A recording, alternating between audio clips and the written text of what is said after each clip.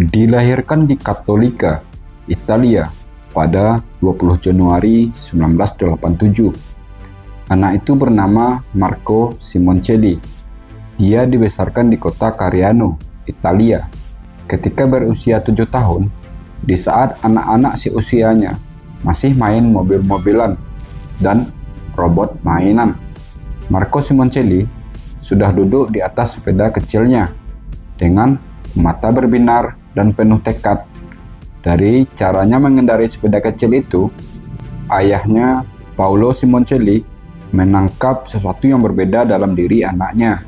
Dengan dukungan besar dari ayahnya, Marco Simoncelli sudah berlatih menjajal lintasan sirkuit-sirkuit kecil di sekitar rumahnya bersama sepeda balap mininya. Kerja keras Marco Simoncelli dalam dunia balap motor berbuah hasil pada tahun 1999 saat berusia 12 tahun ketika menjuarai kejuaraan mini moto tingkat Italia. Kemudian tahun 2000 dia dipromosikan tampil di kejuaraan mini moto tingkat Eropa. Hasilnya sangat fantastis. Musim pertamanya Marco Simoncelli meraih juara kedua di kejuaraan mini moto tingkat Eropa. Padahal ketika itu umurnya baru menginjak 13 tahun. Bakat alami Marco Simoncelli sudah dilihat oleh pelatih pertamanya di dunia balap motor yang disampaikan pelatih kepada keluarganya. Hal itu membuat dukungan seluruh keluarga, terutama ayahnya, sangat kuat untuk mengembangkan bakat Marco Simoncelli.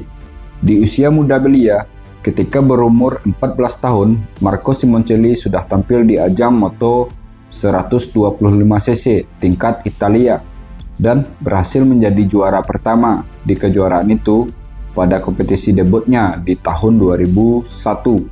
Tak berselang lama, tahun 2002, Marco Simoncelli dipromosikan di kejuaraan moto 125cc tingkat Eropa dan hasilnya sangat mencengangkan. Marco Simoncelli langsung juara pertama di ajang ini, dan lebih hebat lagi, raihan ini merupakan kompetisi pertamanya di tingkat Eropa. Tahun 2003, Marco Simoncelli sudah berada di kejuaraan tingkat dunia, yaitu MotoGP 125cc.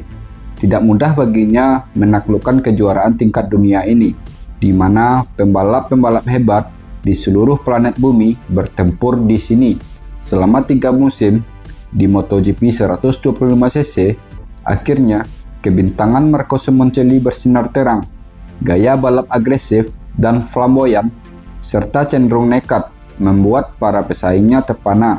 Tak jarang dia disebut sebagai pembalap dengan tipikal brutal. Namun, di luar lintasan balap, Marco Simoncelli adalah pribadi yang ramah dan murah senyum. Aura kebintangan sudah tampak di dirinya, seakan-akan mewarisi kebintangan sahabat dekatnya, sekaligus mentornya, yaitu Valentino Rossi.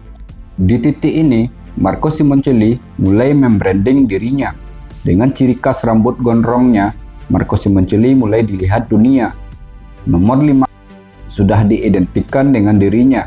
Hal ini seiring julukan Super Sikh mulai disematkan pada dirinya. Tahun 2010, Marco Simoncelli menandatangani kontrak dengan tim Gresini Honda untuk ajang balap tertinggi di dunia, yaitu MotoGP. Anak Italia yang 14 tahun lalu masih bertengger di atas sepeda kecilnya, sekarang sudah berada di atas kuda besi paling tangguh di jagat raya, yaitu MotoGP 250cc. Akhirnya, dia berada satu panggung dengan mentornya dan sahabatnya, yaitu Valentino Rossi, serta pembalap-pembalap besar lainnya.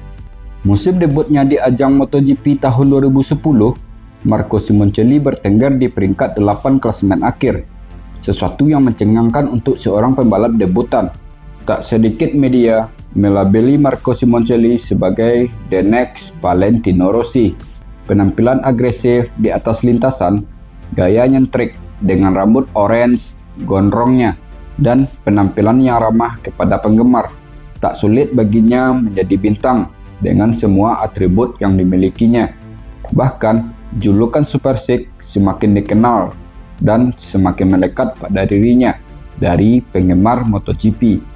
Hal ini bentuk nyata bagaimana Marco Simoncelli sudah menjadi magnet tersendiri di gelaran MotoGP. Musim MotoGP keduanya tahun 2011, tim Gresini Honda mempromosikan Marco Simoncelli ke tim pabrikan Honda, sebuah pengakuan bahwa dia pantas jadi penunggang kuda besi yang lebih kuat dan lebih bertenaga milik tim pabrikan Honda. Seri pertama MotoGP 2011 yang berlangsung di Qatar, Marco Simoncelli finish di posisi kelima. Sebuah pembuktian ia siap bersaing dengan nama-nama besar lainnya seperti Casey Stoner maupun Valentino Rossi. Seri balapan kedua yang berlangsung di Jerez, negara Spanyol, Marco Simoncelli sempat memimpin balapan, namun akhirnya terjatuh di penghujung balapan karena lintasan basah yang diguyur hujan.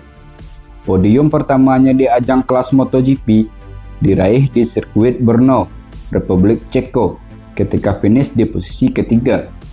Kegemilangan Marco Simoncelli berlanjut di Phillip Island, negara Australia, seri MotoGP 2011. Posisi kedua diraih dan ini merupakan sebuah capaian fenomenal untuk seorang pendatang baru di kelas utama MotoGP. 23 Oktober 2011 di sirkuit Sepang, Malaysia, MotoGP tahun 2011, tak satu pun manusia yang tahu ini akhir dari perjalanan si anak Italia ini untuk selamanya. Tak ada yang aneh, semua berjalan seperti biasanya. Sampai lampu hijau garis start pun menyala, seperti biasa, para pembalap berhamburan untuk menjadi yang terdepan. Sampai lap pertama selesai, tak ada sesuatu yang aneh atau janggal di atas lintasan balap.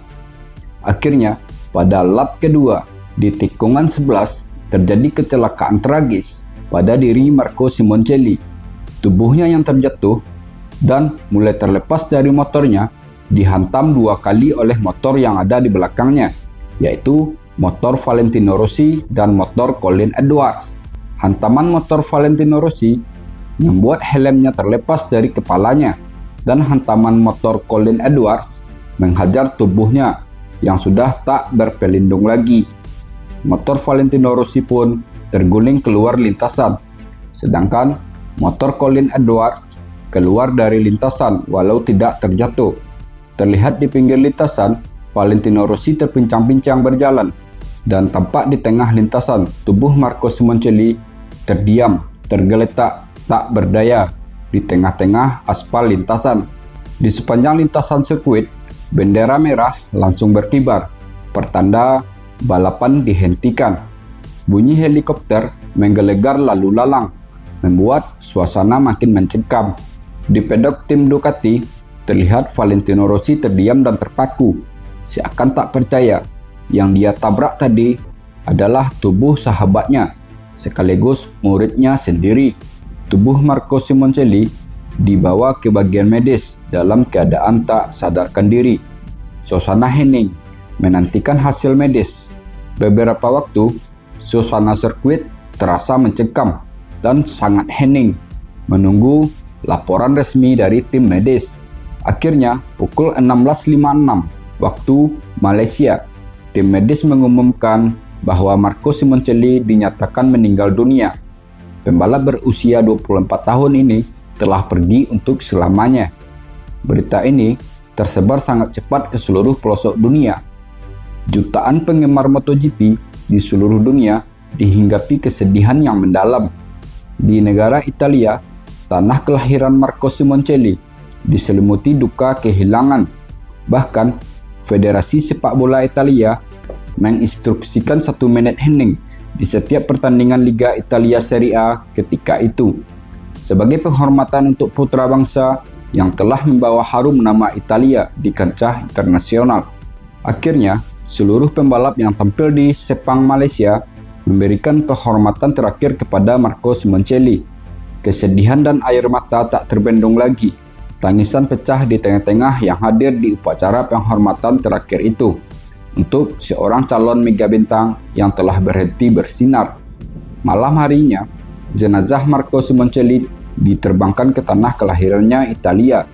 Jenazah sang pahlawan olahraga ini disambut dengan upacara militer di Italia seperti menyambut seorang pahlawan yang kembali dari medan perang. Di upacara pemakaman, Valentino Rossi memimpin rombongan tim dari MotoGP yang hadir. Marco Simoncelli dimakamkan di samping tunggangan kuda besinya dengan helm berwarna oranye yang menjadi ciri khasnya di daerah Coriano yang tak jauh dari sirkuit Misano, kebanggaan negara Italia. Batu nisan kuburan Marco Simoncelli sangat berbeda dengan kuburan biasanya karena batu nisan Marco Simoncelli adalah sebuah batu yang berbentuk motor yang dipakainya ketika menjajah lintasan balap. Negeri Italia berkabung akan kepergian putra terbaiknya. Sirkuit Misano diubah namanya menjadi Misano World Circuit Marco Simoncelli pada tahun 2012. Nomor 58 pun dipensiunkan secara resmi oleh Dorna Sport untuk selamanya. Hanya keluarga Marco Simoncelli satu-satunya pihak yang berhak untuk memberi izin pemakaian kembali nomor 58 di kelas 250cc MotoGP. Setelah kematian Marco Simoncelli, legenda balap Valentino Rossi mendirikan Akademi Pembinaan Pembalap Muda dengan nama VR46 Riders Academy. Salah satu alasan Valentino Rossi mendirikan akademi ini karena termotivasi atas kegigihan dan perjuangan Marco Simoncelli semasa hidupnya. Begitupun keluarga Marco Simoncelli juga mendirikan Akademi Pembinaan Pembalap Muda dengan nama SIG 58 Squadra Corse sesuai dengan julukan dan nomor yang dipakai Marco Simoncelli semasa hidupnya.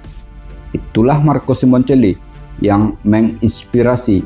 Walau telah tiada, tapi di setiap akselerasi pembalap di lintasan, dunia kembali mengingat sang Super SIG.